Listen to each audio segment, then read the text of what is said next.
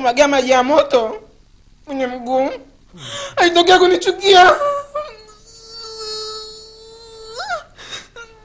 Pole pole pole pole pole pole. Pole pole. Mtazamaji wa Paza Sauti Media, hii leo nimekutana na Nasra Kibwana. Mama huyu anaomba msaada kutoka kwako. Anapitia magumu kiasi kwamba ameshindwa afanyeje. Ana mikasa mbalimbali ambayo ni mizito, na kwa kupitia kilio chake, kupitia sauti hii ambayo unaisikiliza, basi nimeamua nikukutanishe naye. Pengine inaweza ikawa ni siku yake ya msaada, pengine inaweza ikawa ikamfungulia milango ya kupata riziki, kwa sababu hapa alipo unapomuona ana mtoto mdogo anamtegemea, na alipo hana kazi yoyote zaidi. Anakuambia aliwahi kunusulika kubakwa, anafanya kazi ya kujiuza ili apate riziki. Anapitia mambo magumu kweli, lakini si mwisho wa maisha. Wewe upo, kwa nini yeye ateseke? Wewe unaweza ukamfanya kuwa baraka, unaweza ukamsaidia na Mwenyezi Mungu akakubariki. Basi mimi nisiwe mwingi wa maneno, yupo, tumsikilize kuanzia mwanzo mpaka mwisho. Ni nini ambacho kinamsibu? Pengine unaweza ukaguswa na ukamsaidia. Cha mno, ninakuomba uendelee kusubscribe channel hii na uendelee kucomment, kushare na kwa wengine, ili iendelee kukua zaidi, tuweze kusaidia wengi zaidi. Nasra, karibu. Lakini changamoto yake kubwa ni kiziwi, kwa hiyo asikii kabisa. Zaidi anatazama midomo yangu, jinsi ninavyoongea ndivyo anaweza kutafsiri ni nini ninasema, kisha aweze kunijibu. Kwa hiyo utanivumilia, na wakati mwingine itabidi nimwandikie kwa njia ya simu, atasoma kisha atanijibu. Kwa hiyo pia nalo utalivumilia. Ana mapito mengi zaidi. Tusikilize. Kwa sisi kwanza tuseme tulikuwa watano. Tulikuwa watano. Mamangu mimi baada ya kunizaa aliugua ugonjwa wa kansa ya ziwa. Kwa hiyo baada alivyonizaa nikakaa, baada kufikisha kama miaka 4, mamangu mimi alipoteza maisha. Alitakiwa enda kafanywe upasuaji Ocean Road, lakini ilishindikana. Siku yake ilikuwa ishafika, basi Mungu alimpenda zaidi, akanichukua mimi kabla kwanza kupoteza maisha mamangu. Alinichukua mimi akanipeleka kwa bibi yangu ambaye mzaa mama. Baada ya kunipeleka kwa bibi yangu mzaa mama, akanichukua akanilea, na kule nikakutana na familia nyingine ambayo ya mamangu mdogo alikuwa na mtoto wake wa kiume, na familia nyingine tu zilikuwa pale. Lakini sasa katika kunipeleka kule, mimi katika ukuaji wangu nikakuwa, nikaja nikafikisha miaka 7. Nilipofikisha miaka 7 mimi, ndugu yangu ule mtoto mama mdogo kaka yangu alikuwa ananifundisha, na sasa hivi kaka yangu mwenyewe ameshapoteza maisha. Ila acha tu nielezea Mungu tu, mimi nishamsamehe Mungu, lazima nipema peponi, lakini acha tu niongee kwa sababu kukaa nalo rohoni inaniuma sana. Kwa hiyo baada ya kunipeleka kule, kaka yangu akananifanya nataka nikufundishe upate kuelewa kusoma. Nataka kujua kusoma, nataka kujua kuandika. Bibi yangu akaenda kanisani, ndio ananiita, ananiambia njoo kae mbele hapa nikufundishe sijui nini. Sasa nikiangalia mimi huku unaona kitu mazingira tofauti, nikiangalia huku mbona mazingira tofauti, na sio kweli. Mimi siwezi kukubaliana na yale halisi. Nimeenda nao nikwambia bibi yangu anasema kwamba mimi ni muongo, nikimwambia mama yake anasema mimi ni muongo. Basi siku zikaenda, siku nakumbuka ambayo mimi mpaka nakuja kutoroka kwa bibi yangu, chanzo ilikuwa mimi kilizidi, ambapo mimi nilienda kutembea Mji Mwema. Baada ya kutembea ilikuwa ni usiku. Unaye kaka yangu akaja, nikuta nipo kwa rafiki yangu. Nilikuwa nimeenda kupiga story kwa rafiki yangu ambaye nilikuwa nasoma naye shule. Akaja akanichukua akaniambia bibi sasa hivi anakutana kuita urudi nyumbani, na ilikuwa mida saa 1. Kweli mimi nikawa naongoza na yule kaka yangu, tumefika uwanja wa mpira. Ikafika ananikamata. Ananiambia njoo. Sijui nini, yani kama ananikumbatia fulani. Naona mimi nikabidi nipige kelele. Kuna watu wakaja kutusaidia, baada ya kunisaidia mimi nikawaeleza, baada ya kuwaeleza mimi ikabidi mimi nifanye mchakato wa kutaka kutoroka tu nirudi zangu kwa baba yangu ili nikaendeleze maisha yangu mengine. Maana nikaona huku tena kumeshanishinda. Na kutokupajua kwa baba yangu nilipajua kutokana na ndugu zangu walikuwa wanakuja kwa pale Kigamboni kwa bibi yangu.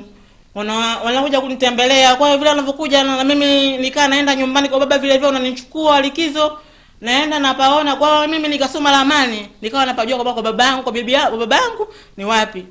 Mimi nikatafuta kujiwekeza, bibi ananipa hela shule 500, naweka 200, akinipa 400, naweka 200. Nikaamua kutoroka kwa bibi yangu, nikaamua kurudi kwa baba, nikijua kwamba kule nitakaporudi nitapata amani. Kumbe hapana, kule ninapoenda ndio nilipokuwa naenda kujaribu moja kwa moja. Nilikuwa nasoma vizuri, nilikuwa na akili sana darasani, nilikuwa naelewa kila kitu, yaani nilikuwa nipo vizuri sana kwenye kusoma. Lakini niliporudi kwa baba yangu kule, yaani sasa kama nimeenda kujiingiza katika kwa sababu baba yangu mimi ni mtu mara kaingia mwanamke huyu kashikaacha, mara kaingiza mwanamke huyu kashikaacha. Yaani sielewi kinachoendelea na kula nani. Kwa baba yangu tupo 5, sisi tupo 5 ambao wanawake 2, wanaume 3. Dadangu mimi alitokea kunichukia hapa, kunimwagia maji ya moto kwenye mguu. Alitokea kunichukia. Pole.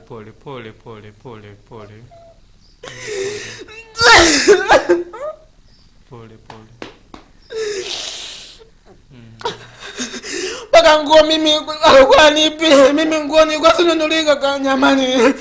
Maisha yangu imepitia shida sana. Nipaka mimi nikaa napata nguo kwa salamu. Mama anachukua nguo anaenda kumpa watu wengine, ipo lazi.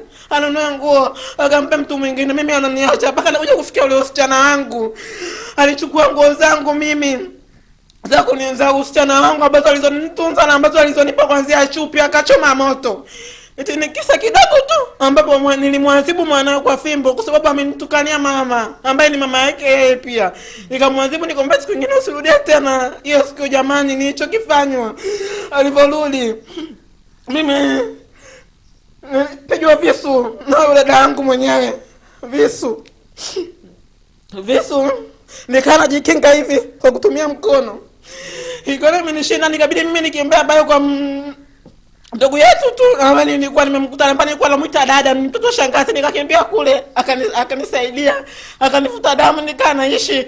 Lakini baada ya mimi nikaona sintoweza, nikiangalia shule sielewi, mapigo mabawe masikio mazito, kwa shule sielewi chochote. Kwa hiyo nikaona kama napoteza tu muda shule sababu sielewi, hakuna ninachokisoma ninachokielewa, yaani hakuna ninachokielewa. Nikirudi nyumbani maisha ndo kama hivyo, kula paka jioni, kama nikipewa 500 nasoma shule hapa ya Kaa kwa amani. Mimi nimeisha hapa form 2. Ili nishinda form 2 kwa sababu nilikuwa sielewi. Kile ninachokisoma sielewi, sielewi chochote kwa sababu hakuna ninachokifanya. Nikirudi nyumbani manyanyaso kama yote. Siko dada, maana baba anasikilizi, anaangalia upande mmoja. Mimi maisha yangu nikaona amenishinda, nikaamua kukimbia, nikaangukia kwa mtoto wa mtaani. Baada ya kwa mtoto wa mtaani mimi nimeenda kujitegemea mimi na miaka 15. Nimeanza kujitegemea. Ulikuwa mtoto wa mtaani? Ulikuwa mtoto wa mtaani? Mtoto wa mtaani. Ulikuwa unaishije? Mimi mtaani nilikuwa najiuza. Kwa sababu kuna mdada nilikuwa nipo naye. Alikuwa anaitwa dada pili.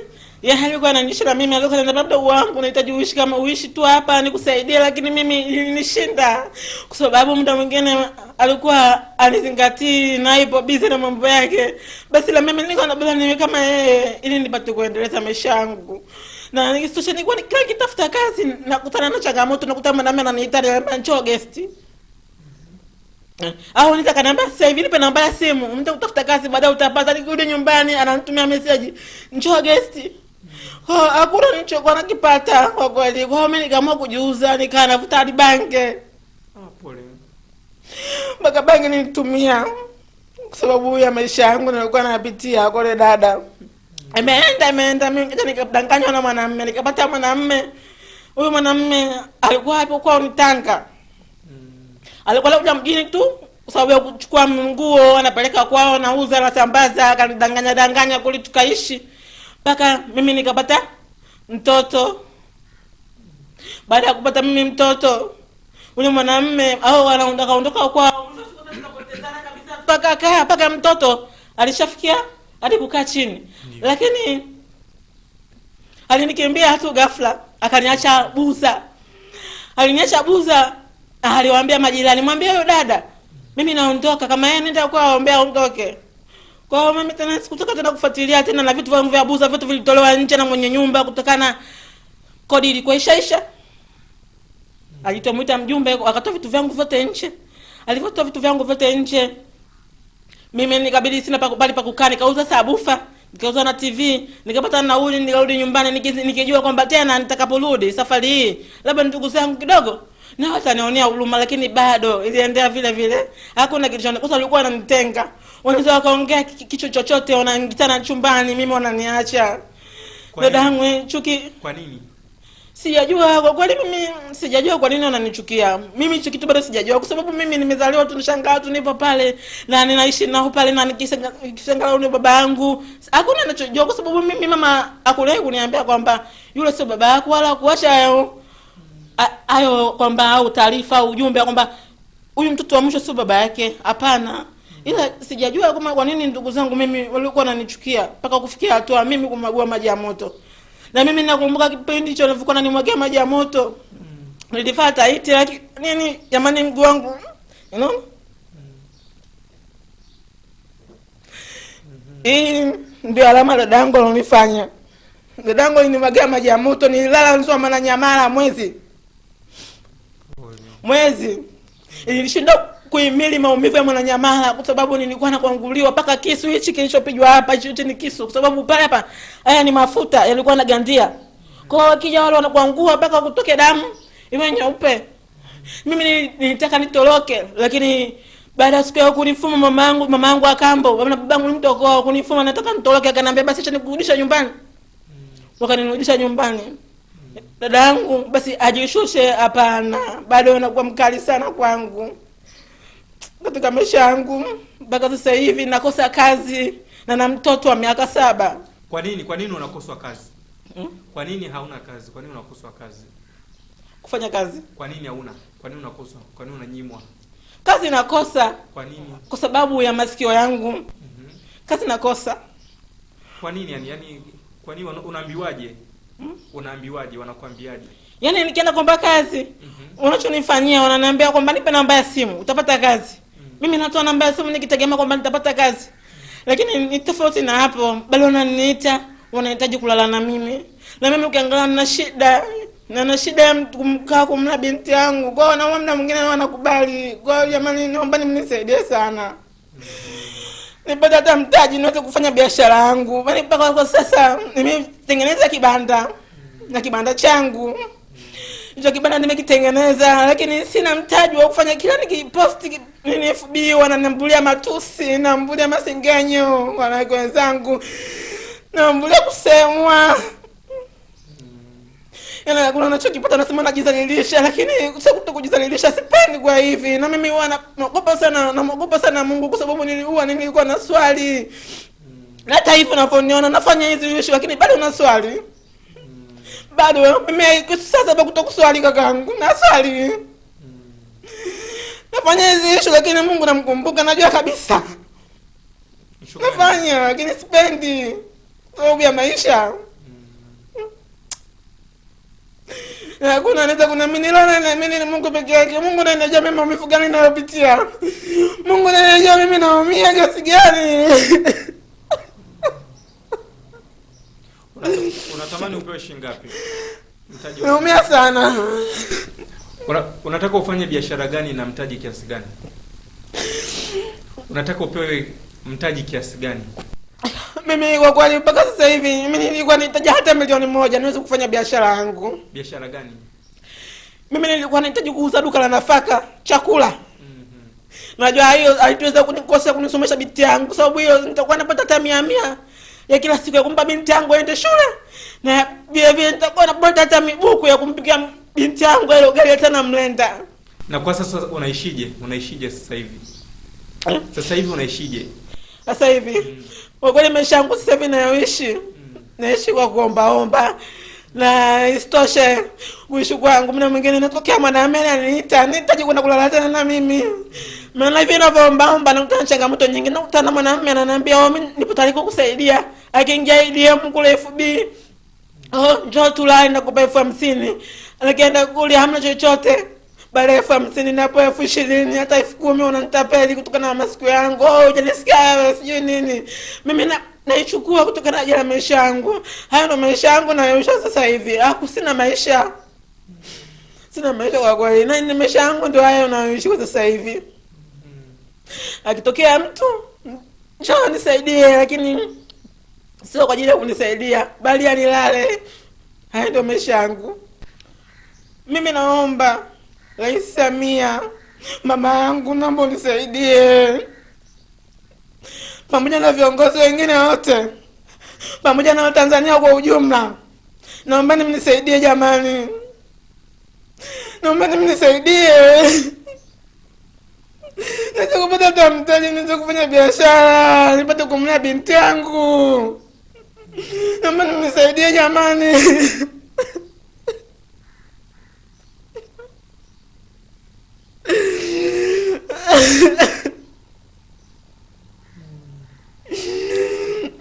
Mimi nitashukuru sana kama mkinisaidia, nimsaidie jamani.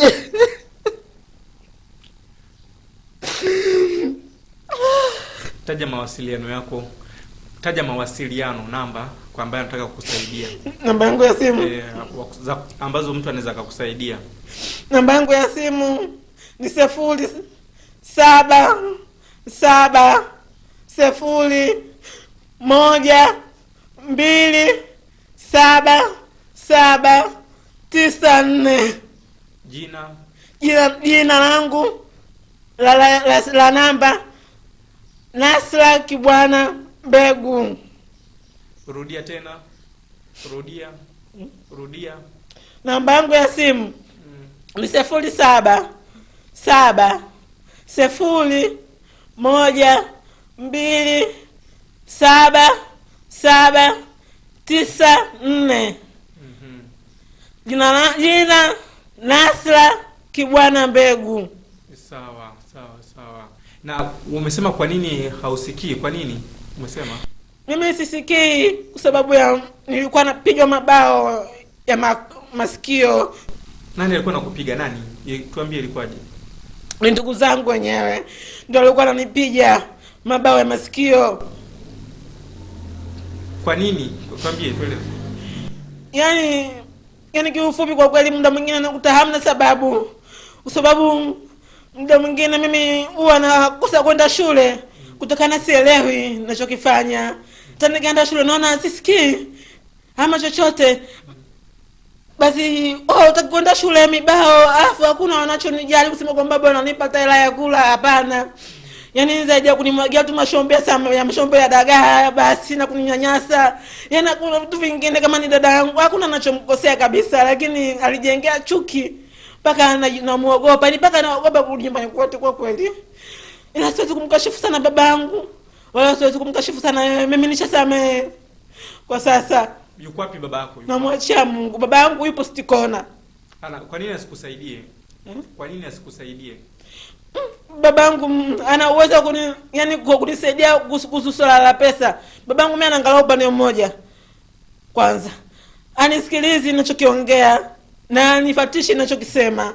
Kwa sababu yeye kabisa na pande wa dada yangu. Mimi hata nilivyounguzwa moto waliniambia kabisa nisende polisi, nisende kokote. Mpaka nilipomwaga maji ya moto na baba yangu yupo. Ndio alikumwagia maji ya moto. Yupo. Alikumwagia maji ya moto. Alionimwagia maji ya moto ni dada yangu. Kaambia usiende polisi wala. Nisiende popote. Kwa sababu nikienda popote nitishali na maana ningeenda popote nitakusa kutibiwa. Wataniambia sijui kuna ile VSL sijui. Upata ni shida, kwa hiyo bora uende hospitali ukapone. Alafu tutaongea nyumbani. Lakini hakuna nilichokipata. Mpaka wengine wakanafikia wananiuliza, "Kwani umetembea na mume wa dada yako?" Nikiangalia hapana kwa mli wangu. Wewe sio kutembea na mwanamume na nilikuwa simjui mwanamume. Lakini nilifikia hatua hiyo tu. Ulikuwa na umri gani miaka? Ulikuwa na miaka gani? Nani? Ulikuwa na miaka mingapi muda huo? Muda huo? Nilikuwa na miaka 15. Au ulianza ukiwa na miaka 15? 15. Sawa. Kuna chochote kingine? Chochote mimi tena sina. Mimi nilikuwa naomba mtu wa Tanzania wanisaidie pamoja na mama yangu Rais Samia. Anaweza kunisaidia. Nitoke katika hizi changamoto nipate kumlea binti yangu. Asijapitie shida kama ninazosipitia mimi. Binti yangu mpaka sasa ipo darasa la kwanza. Anasoma hivyo kwa shida. Siku tumekosa anaenda hivyo. Siku tumepata anaenda hivyo. Muda mwingine paka madaftari nashinda kumnunulia. Walimu wananitumia barua za madaftari, lakini hivyo napambana 2, 3 na madaftari 7, mimi natumapeleka na madaftari 2 ili mnalitu mwanangu na aweze kupata elimu. Naomba mnisaidie jamani. Sawa. Mtanzania, kwa yeyote ambaye bado hajaelewa ni nini ambacho kinaendelea, ni kwamba huyu anaitwa Nasra Kibwana. Nasra Kibwana ameeleza changamoto alizokutana nazo katika maisha yake kiasi ambacho kimepelekea umaskini wa hali ya juu. Ni kwamba katika makuzi yake alikuwa akipigwa, akinyanyaswa, na katika kipigo hicho kilimpelekea kuwa kiziwi. Kwa maana hiyo kwa sasa hivi hasikii. Hata tunavyowasiliana hapa, ninamtumia message ndipo anajibu, au anatazama alama za midomo yangu ndipo anaweza kunijibu. Basi na ugumu wa maisha, kunyanyaswa, kunyanyapaliwa, akienda kuomba kazi ananyimwa, anaambiwa maneno ya kunyanyapaliwa, ikampelekea hadi akajiingiza kwenye dimbwi la kujiuza. Kwa maana hiyo anatumika kingono ili aweze kunufaika kipesa. Sasa maisha hayo hayataki, anaomba mchango wako, anaomba mtaji, walau chochote kile ambacho ulichonacho, ili aweze kujiendeleza katika biashara yake ambayo anaitamani kufanya. Tayari anakuambia amekusha jenga kibanda. Kwa hiyo anatamani apate walau mtaji takriban milioni 1 aweze kuuza nafaka.